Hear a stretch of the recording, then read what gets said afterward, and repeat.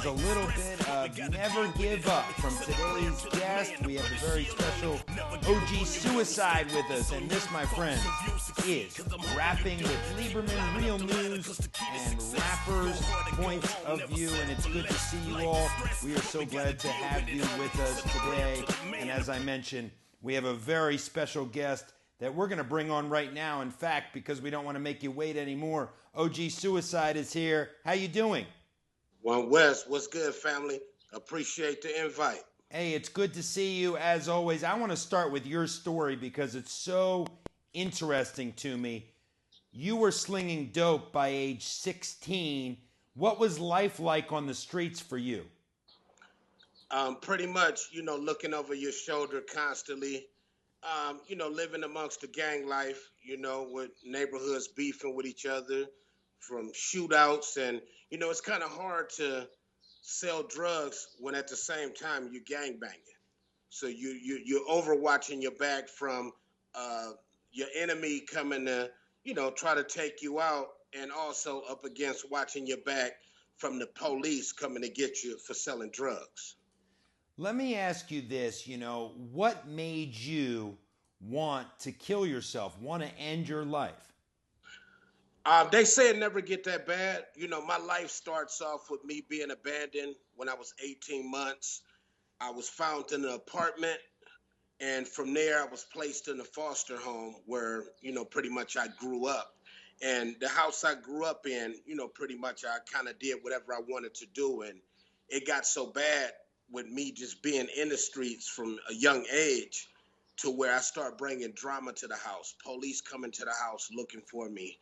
The house had got shot up before. So when I was 16, my adopted parents had put me out, and from there I had no place to live but the streets where I, continued to live from pillar to post. And your homeboys can only do so much for you when they're actually living with their parents. So it's not like they have their own place to stay. So it makes it even harder. And, it got to the point, like I said, it happened when I was 22. I was sleeping wherever I could. I was sitting on people's porches all night, sleeping outside, sleeping in cars. I was robbing and stealing to, try to make it and try to get into a better situation, but it just didn't add up.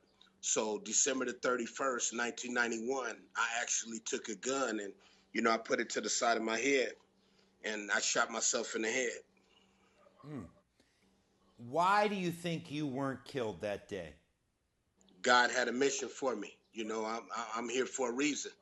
And, I didn't figure out, literally my reason of being here. And you might as well have said too, about 5 years ago. So what made you finally come to this realization 5 years ago, which was quite a long time after your suicide attempt? Well, for one, in 2007, we was hanging out in the neighborhood. We was getting ready to go to a recording studio, and we standing outside. It's at night, and over where my house is in Compton, it's like a field. It's a field right there. Bushes, trees, and the last thing I remember was, one of the homeboys standing outside was like, who was that right there in the field? And the minute he said that, you just heard a gun go off repeatedly, high-powered rifle. And I was hit in the stomach with a .223 round that actually split my intestines in half. And my surgeon was from Iraq, lady surgeon. I was at Harbor General Hospital, Harbor UCLA Medical Center, and the Trauma Center.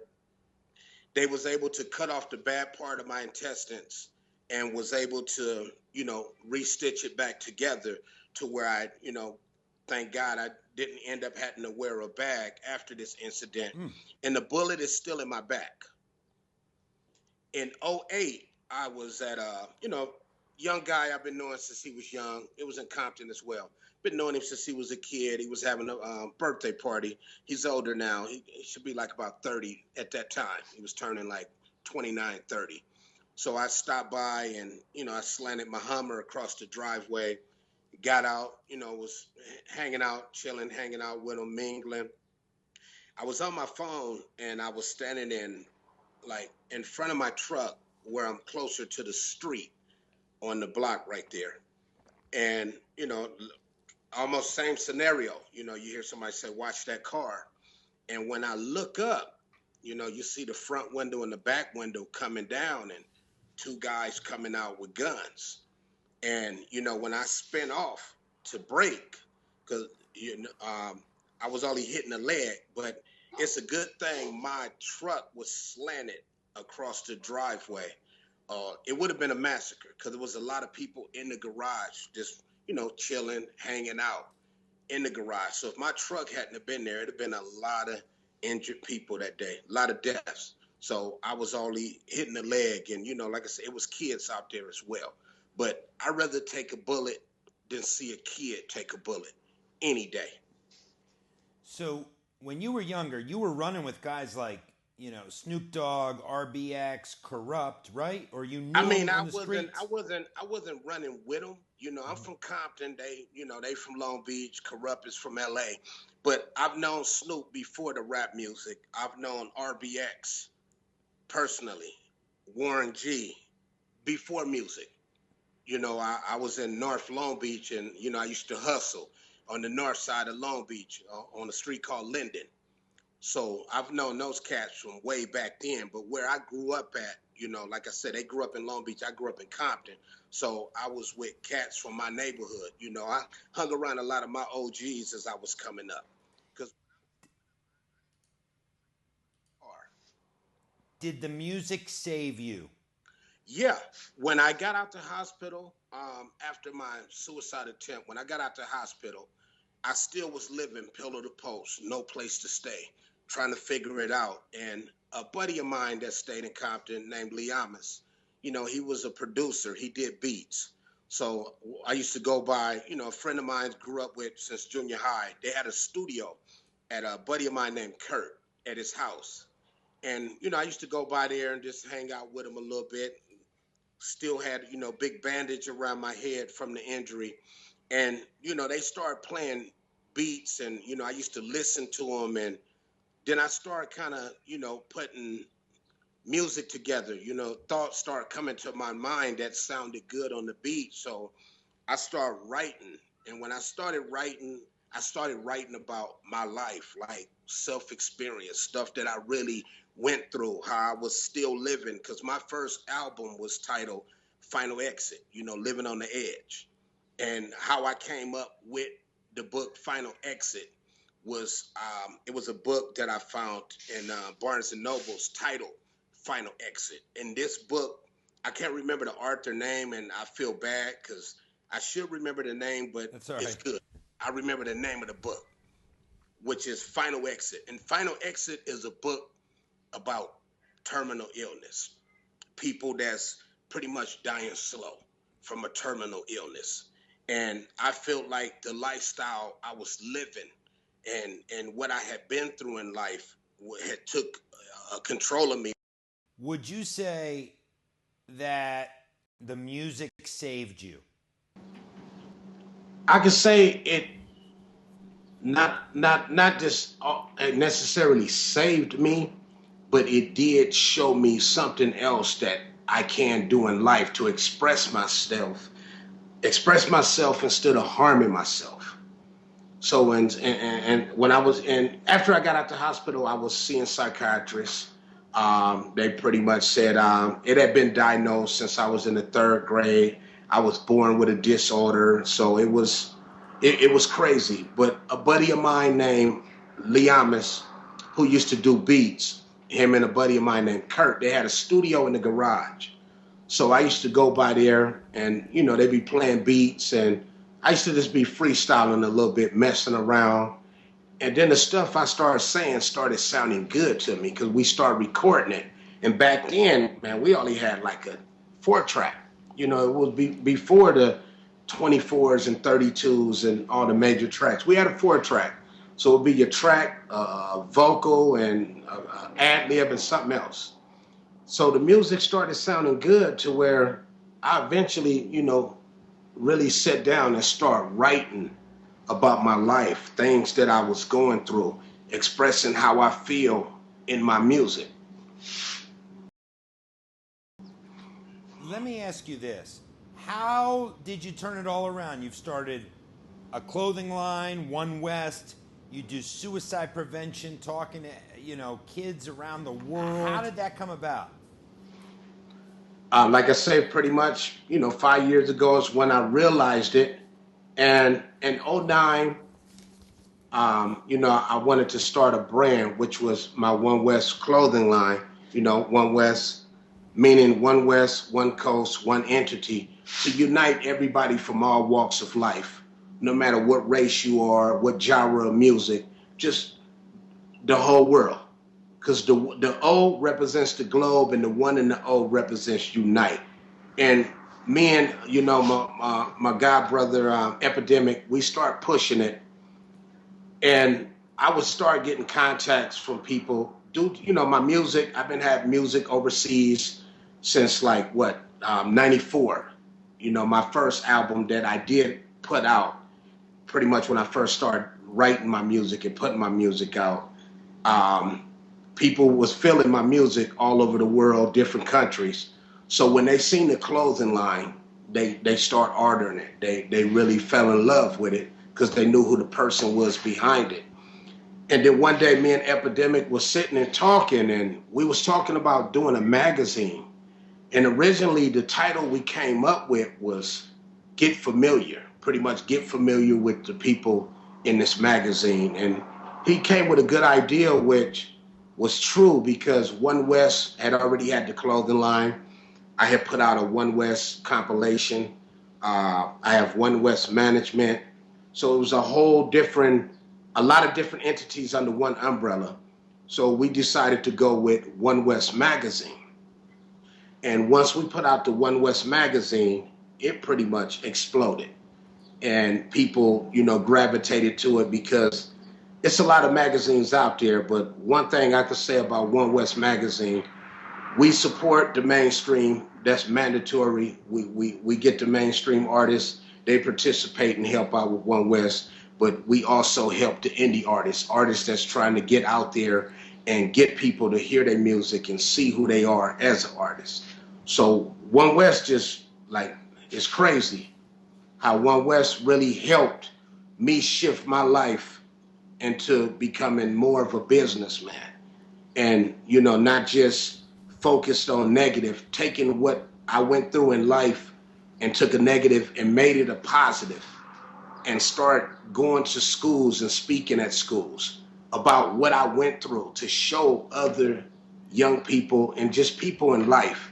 You may be going through something now that got you down, that got you just feeling like there's no tomorrow, but if you stay focused and you believe in yourself and keep going after your dream, I'm living proof. Life do get better.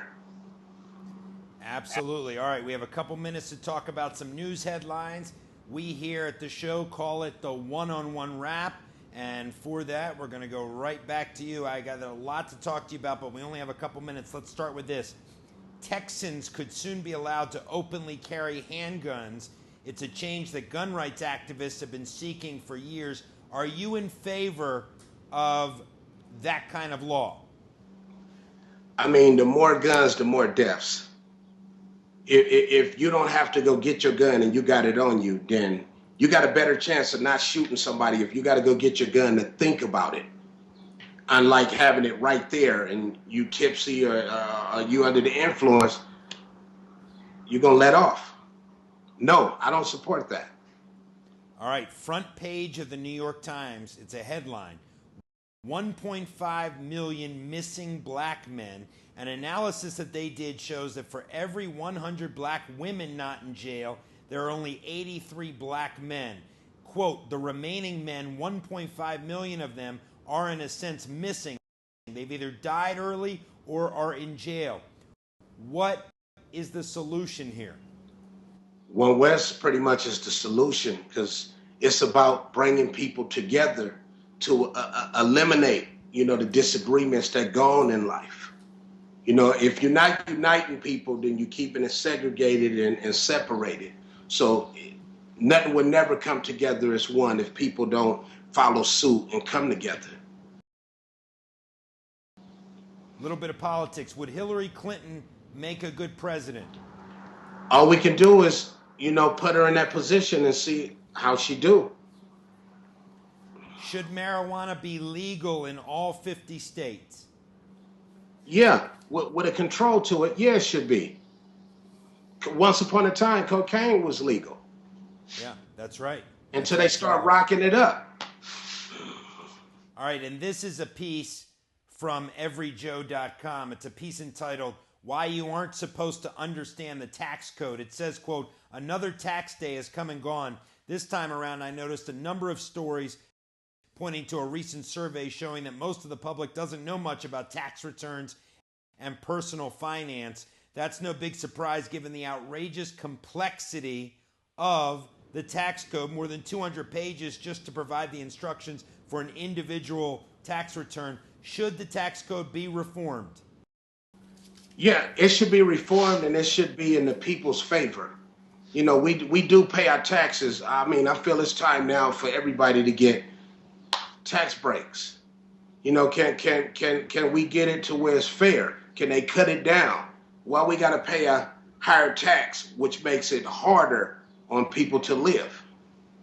All right, and OG Suicide, let's end with this. What are you working on? What's next from you music-wise? And if you want to drop a beat for us, we're happy to entertain it. Okay. What's new for me is the album titled The Storyboard. This album is 3 years in the making, and it's going to be crazy, and it's going to be my best album yet, because albums and music I was putting out years ago, I was younger. The frame of mind I'm in now, I'm more focused, and I have a better direction.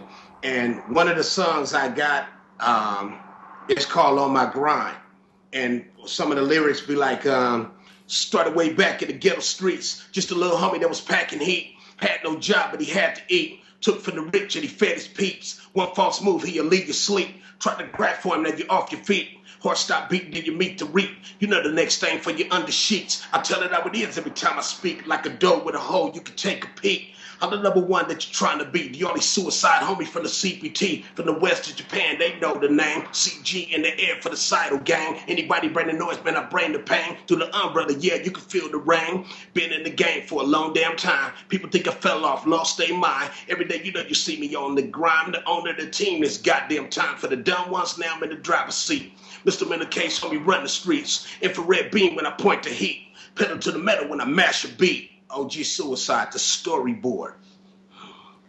And I'm going to leave it there. I couldn't say it any better. OG Suicide, thanks so much. It's inspiring what you are doing for all of these young people. We appreciate your time, and it's great to see you. Likewise. Thank you for the invite. And most definitely, shout out to the whole One West staff, superindiekings.net. You know what I mean? All my loved ones out there that support One West, that push with us. Holla.